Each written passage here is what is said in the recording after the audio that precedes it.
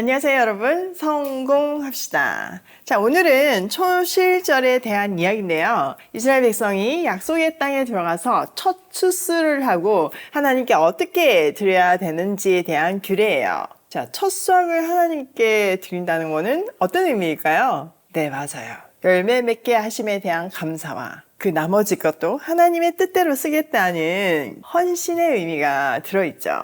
자, 본문 속으로 한번 들어가 보도록 할게요. 9절. 주님께서 모세에게 말씀하셨다. 너는 이스라엘 자손에게 말하여라. 그들에게 다음과 같이 일러라. 너희는 주가 주는 그 땅으로 들어가 곡식을 거둘 때에 너희가 거둔 첫 곡식단을 제사장에게 가져가야 한다. 그러면 제사장이 그 곡식단을 주 앞에서 흔들어서 바칠 것이며 주가 너희를 반길 것이다. 제사장은 그것을 안식일 다음 날 흔들어서 바쳐야 한다. 자, 약속의 땅에 들어가게 되면 이제 첫 수확을 거두게 되잖아요. 그때 제사장에게 가져와서 하나님께 드려야 된대요. 제사장은 이것을 흔들어서 하나님께 드려야 한다는데요. 이 흔드는 제사를 요제라고 하죠. 흔드는 것은 백성들이 하나님의 축복을 받게 하는 상징적인 행위예요. 앞에서 얘기한 것 같이 이 처음 것을 드린다는 것은요, 단순히 처음 것의 의미만은 아니에요. 전체를 대표하는 처음 것이죠. 이게 11조의 의미라고 했던 거 기억나시죠? 그러니까 이 전부는 하나님 것이다. 하나님의 주권을 인정하면서 그 첫 것을 하나님께 드림으로 해서 이 나머지 것도 정말 하나님의 뜻대로 사용하겠습니다. 라는 고백이 담겨 있는 거죠.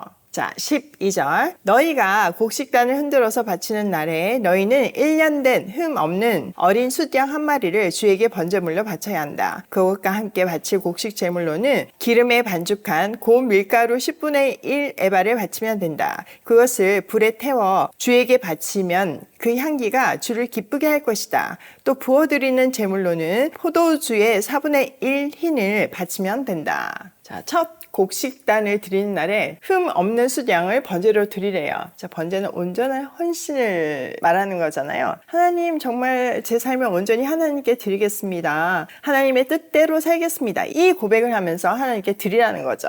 또 소제로 포도주를 전제로 드리래요. 전제는 부어드리는 제사이죠. 이런 제사를 통해서 백성들은 하나님께 감사한 마음을 표현하고 또 하나님의 주권을 선포하게 되죠. 각각의 재물은요, 하나님이 이걸 모든 것을 공급하셨잖아요. 또 축복해 주셨잖아요. 그 축복에 대한 백성들의 화답이라고 보시면 돼요. 자, 14절. 너희가 이렇게 너희의 하나님께 제물을 바칠 바로 그 날까지는 빵도 볶은 곡식도 햇곡식도 먹지 못한다. 이것은 너희가 사는 모든 곳에서 너희가 대대로 길이 지켜야 할 규례이다. 자, 하나님께 첫 열매를 드리기 전까지는요, 어떤 곡식도 먹어서는 안 된대요. 열매도 포함돼서 첫 소산을 먹으면 안 된다는 거죠. 또 이거는 그 세대만, 지금 강야 세대만 지킬 것이 아니라 대대로 전수해서 모든 세대가 하나님의 공급하심을 기억하고 또 감사를 드리래요. 또한 이 첫 열매를 드리는 초실절은요, 죽은 자의 첫 열매가 되신 그리스도를 예표하고 있어요. 고린도 전서 15장 20절에서부터 23절을 보면요, 예수 그리스도의 부활은 모든 믿는 자들의 부활의 시작이자 보증이 되신대요. 반드시 그 일이 일어난다는 것을 보증해 주신 것이 그 부활 사건이라는 거죠. 사실 지금 이 초실절을 지켜라 이렇게 말씀을 주실 때는 그들에게는, 이스라엘 백성에게는 어떤 소산도 없는 때였어요. 그들은 광야 생활을 하고 있었잖아요. 근데 그들이 그 약속의 땅에 도착했을 때 이런 열매들을 거두게 될 것이라는 것을 약속을 주신 거잖아요. 그러니까 이 초실절 말씀에는 약속의 땅에 대한 소유권과 주실 은혜에 대한 예비적인 감사가 담겨 있는 거죠. 그처럼 그리스도의 부활은 모든 믿는 자에게 주어지는 영원한 소망과 부활의 보증이에요. 자, 오늘 내용을 우리 삶에 한번 적용을 해보면요. 첫 번째, 첫 열매를 하나님께 드리자. 이거는 11조뿐만 아니라요. 우리 모든 물질뿐만 아니라 나의 시간, 나의 봉사, 그 나의 어떤 것도 다 하나님께 드려야 한다는 거죠. 그 드림의 의미가 뭐라고요? 그 나머지 그 모든 것도 하나님의 소유이며 내가 그 청지기로서 하나님이 맡기신 그 뜻대로 사용하겠습니다 라는 고백이 들어있는 거예요.